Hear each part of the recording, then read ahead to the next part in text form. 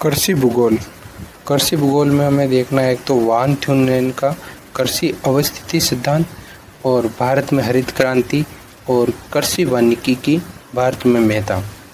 तो वान Thünen German विद्वान थे। ये कृषि भूमि उपयोग का अवस्थिति सिद्धांत दिया 1826 में। इन्होंने तुलनात्मक लाभ के आधार पर यह सिद्धांत दिया था। ये मैक्लेनबर्ग में सिद्धांत पर कार्य किया। बोस्टक कस्बे के निकट टेलो कृषि फार्म के आधार पर इन्होंने ये सिद्धांत दिया। पुस्तक लिखी आइसोलेटेड स्टेट, एकाकी प्रदेश। इस सिद्धांत के लिए इन्होंने पूर्व मान्यताएं बताई कि एकाकी राज्य हो या प्रदेश समान धरातल हो। इसमें उन्होंने जलवायु का उल्लेख नहीं किया। एकमात्र बाजार का केंद्र हो, नगर के चारों तरफ ग्रामीण प्रदेश हो, समान परिवहन लागत, उस समय की घोड़ा गाड़ी के आधार पर परिवहन लागत समान हो, मतलब परिवहन व्यय दूरी व भार के अनुपात में बढ़ता हो, भूमि का किराया हो और चारों तरफ की ग्रामीण कृषि से संबंधित हो। सिद्धांत में उन्होंने आर्थिक लगान के आधार पर, आर्थिक लाभ के आधार पर आंशिक संतुलन के दो उपागम बताए। नगर से बढ़ती दूरी के साथ भूमि उपयोग में परिवर्तन होता है और नगर से बढ़ती दूरी के साथ साथ कृषि गहनता में भी कमी आती है। उक्त दोनों उपागमों के आधार पर कृषि की 6 पेटियां बताई जो नगर से बाहर की ओर क्रमिक रूप से हैं। पहली पेटी साग सब्जी दूध व्यापारिक उद्यान कृषि या विपणन कृषि से संबंधित। पहली पेटी साग सब्जी दूध जो जल्दी खराब होने वाली है, वे प्रथम पेटी में। दूसरी पेटी में उस समय के आधार पर ईंधन की लकड़ी, दूसरी पेटी में। तीसरी पेटी में अन्न उत्पादन या सघन कृषि, ये 6 वर्षीय फसल चक्र से, यहाँ पर 6 वर्षीय फसल चक्र था और यहाँ पर कोई भी भूमि परती नहीं छोड़ी जाती थी। चौथी भूमि में परती व चारण भूमि उपलब्ध थी। फसल व पशुपालन साथ में होता था। अनाज में राई, जौ, जई आदि फसलें उगाई जाती थी। यहाँ पर 7 वर्षीय फसल हेरफेर उपलब्ध था। तीसरी में तो 6 वर्षीय, चौथी में 7 वर्षीय। अब आती है अपनी 5वीं कृषि पेटी। इसको 3 खेत प्रणाली या त्रिविधिक विधि भी कहते हैं। यहाँ पर संपूर्ण भूमि के 1/3 भाग में फसल उत्पादन, 1/3 भाग में पशुपालन और 1/3 भाग को परत छोड़ा जाता था। ये 3 खेत प्रणाली थी 5वीं में। और छठी थी विस्तृत पशुपालन कृषि।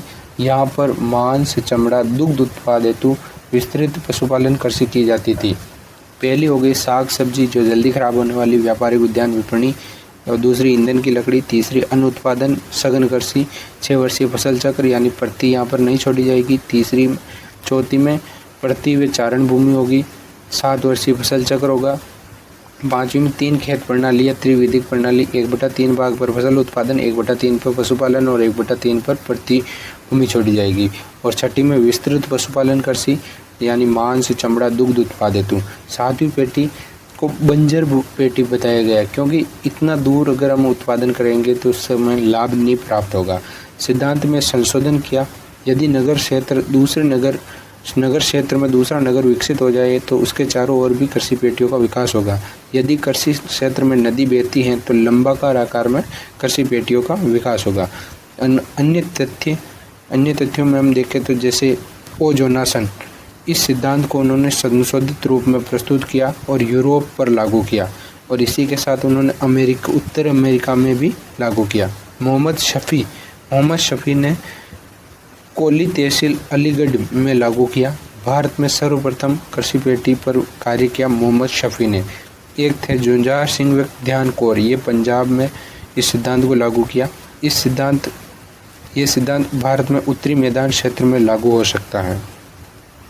फसल संयोजन हेतु अधिकतम सकारात्मक या धनात्मक विचलन विधि एस.एम. रफीउल्लाह द्वारा दी गई।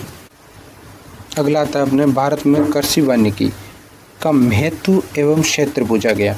कृषि वानिकी कहाँ से आया? तो सामाजिक वानिकी एक शब्दावली थी जो सर्वप्रथम इस शब्दावली का प्रयोग 1976 में राष्ट्रीय कृषि आयोग द्वारा किया गया। ये ये सहयोग हमें कनाडा व स्वीडन की तकनीकी सहयोग और विश्व बैंक के वित्तीय सहयोग से यह कार्यक्रम शुरुआत की गई। उद्देश्य था ग्रामीण जनसंख्या के लिए जलावन लकड़ी व इमारती लकड़ी व वन उत्पाद को बढ़ावा देना। सामाजिक वानिकी को 3 भागों में हम बांट के देख सकते हैं, ग्रामीण वानिकी, शहरी वानिकी और फार्म वानिकी। ग्रामीण वानिकी को हम जब 2 भागों में बांटते हैं तो वहाँ पर हमें देखने को मिलता है कृषि वानिकी, कृषि वानिकी और सामुदायिक वानिकी। तो कृषि वानिकी हमारे सिलेबस में, कृषि वानिकी भारत पहला ऐसा राष्ट्र बना जिसने 10 फरवरी 2014 को राष्ट्रीय कृषि वानिकी नीति की घोषणा की। कृषि के साथ साथ वृक्ष लगाना, मतलब कृषि जो पर किसान खेती करते हैं वहाँ पर खाली जगह में वृक्ष लगाना, यही कृषि वानिकी था। कृषि योग्य तथा बंजर भूमि पर वृक्ष और फसलें एक साथ लगाना, यह कृषि वानिकी का मुख्य उद्देश्य था। अब हम एग्ज़ाम से रिलेटेड थोड़े फैक्ट देख लेते हैं। कृषि संबंधी अंतर्राष्ट्रीय संस्थान, खाद्य एवं कृषि संगठन रोम इटली में, विश्व मौसम विज्ञान संगठन जेनेवा स्विट्जरलैंड में और अंतर्राष्ट्रीय चावल अनुसंधान संस्थान मनीला फिलीपींस में। विभिन्न क्रांतियाँ देख लेते हैं।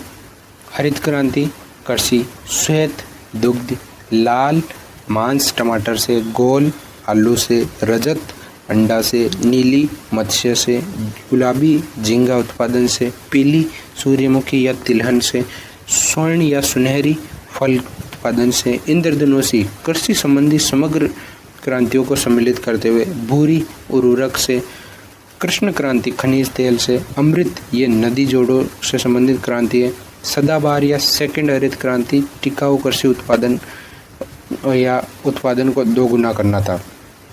कृषि के विशेष प्रकार देखते हैं, जैसे सेरिकल्चर, रेशम उत्पादन, वीटी, अंगूर, पीसी या एक्वा, मछली, ओलेरी, सब्जी, हॉर्टी फल, आर्बरी, वृक्ष व झाड़ी लगाना, ओलिव, जैतून, एपीकल्चर, मधुमक्खी, फ्लोरिकल्चर, फूल, मेरी शब्द ध्यान रखना, समुद्री जीव, सिल्वी, वन संरक्षण से, वर्मी, केचुआ, मोरी, मेरी तो समुद्री जीव, मोरी रेशम कीट, और हाइड्रोपोनिक्स, ये हाइड्रोकल्चर जल में पौधे उगाने से संबंधित है।